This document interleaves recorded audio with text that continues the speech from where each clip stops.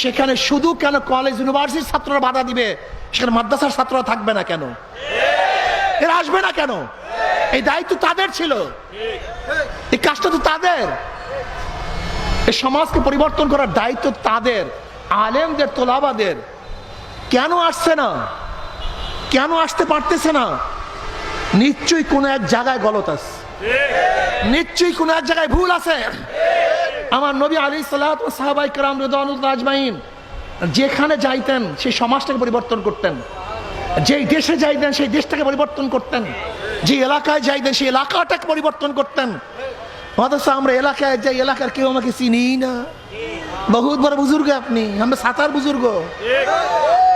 যদি আপনি কম নিয়ে চিন্তা না করেন, জাতি নিয়ে চিন্তা না করেন, ফালাউলা নাফারা মিন কুল্লি ফিরকাতিন মিনহুম তাইফাতুন লিয়াতাফাক্কাহু ফিদ-দ্বীন ওয়া লিয়ুনযিরু কওমাহুম ইযা রাজাউ ইলাইহিম লাআল্লাহুম ইয়াহযারুন। যে এলাকার থেকে যাবেন, যে কওমের থেকে বের হবেন, সেই কওমে গিয়ে সেই কওমবাসীদেরকে হেদায়েত করবেন, রাহনুমাই করবেন, পথ দেখাবেন, মুক্ত করবেন জাহিলি সমাজ থেকে, ইসলামের মধ্যে নিয়ে আসবেন। এর জন্য তো এলেম শিক্ষাকরণ করার জন্য আসছেন। আপনাকে আল্লাহ বলে নাই যেখানে এলেম শিখছো ওখানে বসে দাও। ওয়া লিয়ুনযিরু কওমাহুম ইযা রাজাউ ইলাইহিম, কওমের কাছে যাও, কওমকে পথ প্রদর্শন করো, কওমকে ডাকো, কওমের সাথে মেলামেশা করো। অথচ তোমার সাথে কওমের কোনো পরিচয় নাই, তুই বড় আলেম, বহুত বড় মুহাদ্দিস। আজীব। জনাবে মুহাম্মদ রাসূলুল্লাহ সাল্লাল্লাহু আলাইহি ওয়াসাল্লাম হিলফুল ফুজুল কখন করছেন? হিলফুল ফুজুল কি নবুয়তের পরে করছেন? এটা নবুয়তের আগের ঘটনা। কাদের কি করছেন? নবী আলাইহিস সালাতু ওয়াস সালামের নবুয়তের আগে কেউ কি মুসলমান ছিল? কেউ কি মুমিন ছিল? তো হিলফুল ফুজুল সংস্থাটা করছেন কাদেরকে নিয়ে? মুশরিকদেরকে নিয়ে, কাফেরদেরকে নিয়ে। কেন করছেন? কোন মুসলমানদের উপর জুলুম হয়েছে তার জন্য করেন নাই। এক গরিব ব্যক্তি, সে মুশরিক, তার উপরে ওই এলাকার ধনীরা জুলুম করার কারণে সে দুঃখের কবিতা বর্ণনা করতেছিল, আবৃত্তি করতেছিল। এইটা দেখার পরে জনাবে মুহাম্মদ রাসূলুল্লাহ সাল্লাল্লাহু আলাইহি ওয়াসাল্লাম ওই বেঈমানদেরকে, জালেমদেরকে প্রতিহত করার জন্য, গরিবকে সাহায্য করার জন্য তিনি হিলফুল ফুজুল করেছিলেন। আপনি কি মুসলিমের মধ্যে রওয়ায়াত দেখেন নাই? নবী আলাইহিস সালাতু বলেছেন, আজও আমার মনে চায় সেরকম হিলফুল ফুজুলের মতো কোনো সাহায্য সংস্থা যদি আসে, আমি তাদের সাথে এখনো কাজ করব। এইভাবে নবী আলাইহিস সালাতু ওয়াসসালাম কথা বলেছেন। আজকে আমাদের মধ্যে সে সমাজ বিপ্লবের চিন্তা আমাদের মধ্যে নাই, নীতি পরিবর্তন করে চিন্তা আমার মধ্যে নাই। এই কারণেই আজকে আলেম ওলামাদেরকে মানুষ শ্রদ্ধা সম্মান করে, কিন্তু নেতা হিসাবে গ্রহণ করে না। আল ইনসান আব্দুল ইহসান, আল ইনসান আব্দুল ইহসান। মানুষ ইহসানের গোলাম, মানুষ ইহসানের গোলাম। আপনি যাকে ইহসান করবেন মানুষ ইহসান ভুলতে পারে না। এর জন্য আমি তোলাবাদেরকে বলবো, ওলামাদেরকে বলবো, এই সমাজ গড়ার চিন্তা করতে হবে। গাঁজা মুক্ত, মদ মুক্ত, ইয়াবা মুক্ত, জুলুম মুক্ত, ধর্ষণ মুক্ত, ইফতিজিং মুক্ত একটা দেশ আমাদের উপহার দিতে হবে ইনশাআল্লাহ। কি রাজি আছেন ইনশাআল্লাহ? প্রিয় ভাইয়ারা আমার, আসুন আমরা দেশকে গড়ার চেষ্টা করি, সুন্দর একটা দেশ গড়ব। ওয়ালা তালবিসুল হাক্কা বিল বাতিল, কিন্তু খবরদার হকের সাথে বাতিলকে মিশ্রণ করা যাবে।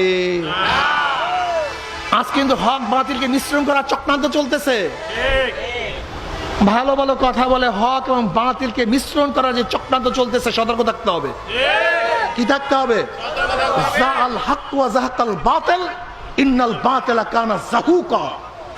যদি ইনশাআল্লাহ হক নিয়ে সামনে বাড়তে পারি, তাহলে ইনশাআল্লাহ অবশ্যই হক বিজয় হবেই হবে, হবেই হবে ইনশাআল্লাহ। হককে কেউ বাধা দিয়ে আটকিয়ে রাখতে পারবে? কি রাজি আছেন ইনশাআল্লাহ?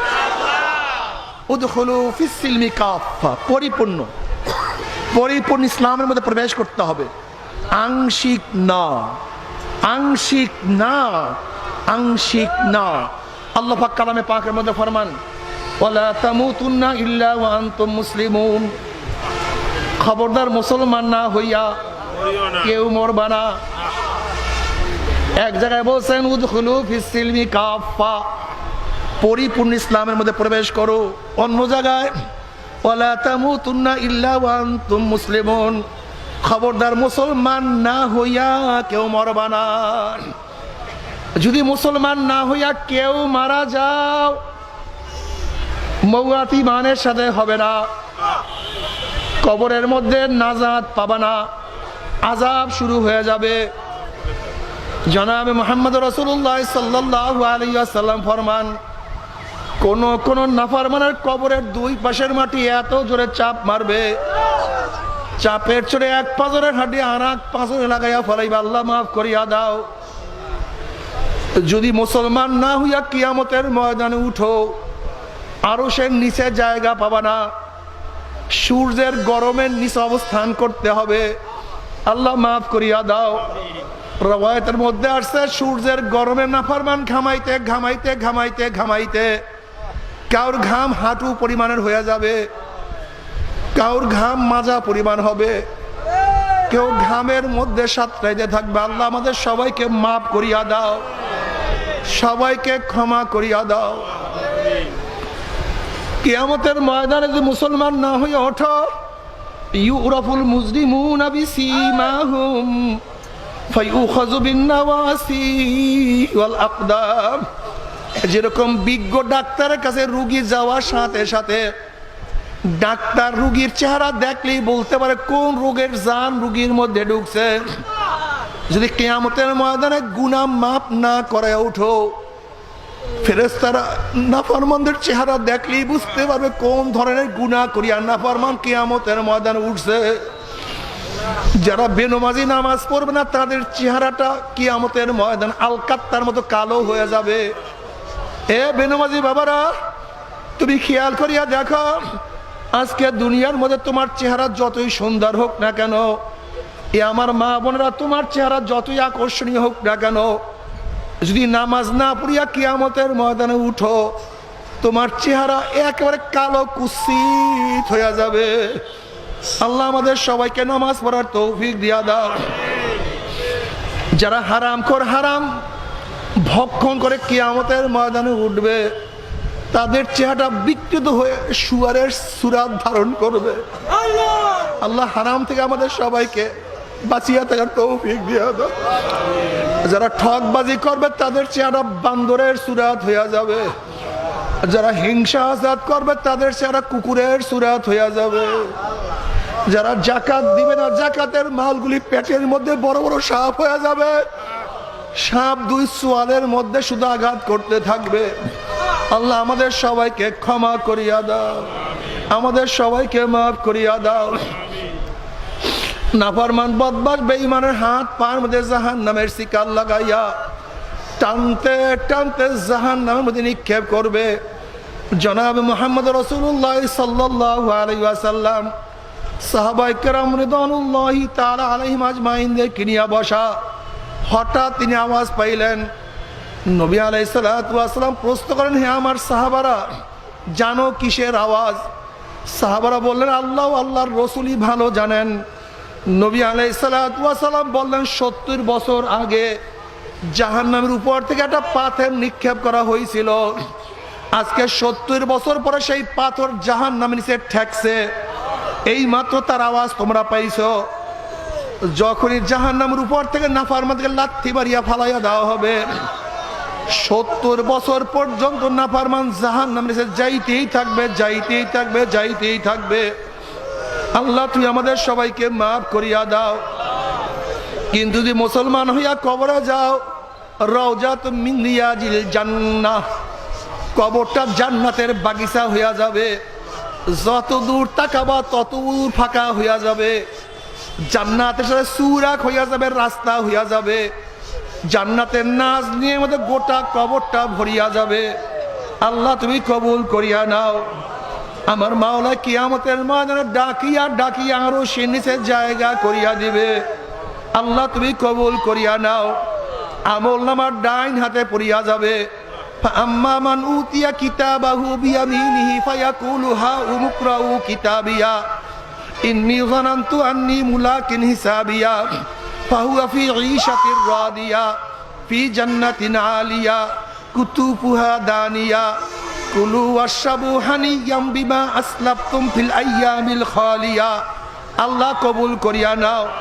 চেহারাটা নূরের আলোকিত হয়ে যাবে, ডাইনে বামে চারিদিকে শুধু নূর আর নূর থাকবে।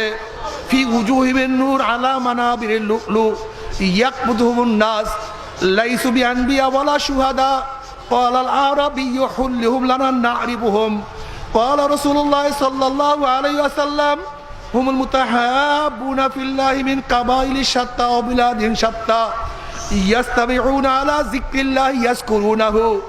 যারা জিকির আজকার করবে আমার মাওলা পাক রব্বুল আলামিন সবার জাত সবুজ ইয়াকুতের পাথরের সিংহাসনের মধ্যে বসায়া দেবেন।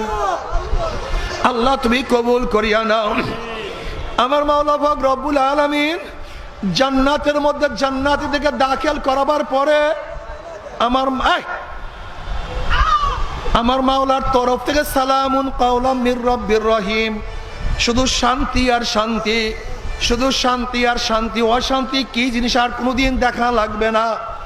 আমার মাওলা পাক রব্বুল আলামিন ফেরেশতা থেকে ফেরেশতারা আমার বান্দা বান্দির কাছে প্রশ্ন করো, আমি তাদের সাথে যে ওয়াদা করছি সেই ওয়াদা কি পালন করছি নাকি? তখন জান্নাতীরা বলবে মাওলা তুমি যে ওয়াদা করছো তার চেয়ে কোটি কোটি গুণ বেশি নিয়ামত আমরা পেয়ে গেছি, কিন্তু একটা ওয়াদা এখনো পালন করো নাই। অমনি আমার মাওলা বলবে ফেরেশতারা আমি জান্নাতীদের সাথে ওয়াদা করছিলাম জান্নাতের মধ্যে তাদের সাথে সাক্ষাৎ করব, দেখা করব, কিন্তু এখনো আমি তাদের সাথে সাক্ষাৎ করি নাই, দেখা করি নাই। এ ফেরেশতারা নূরের পর্দা সরাইয়া দে। যখন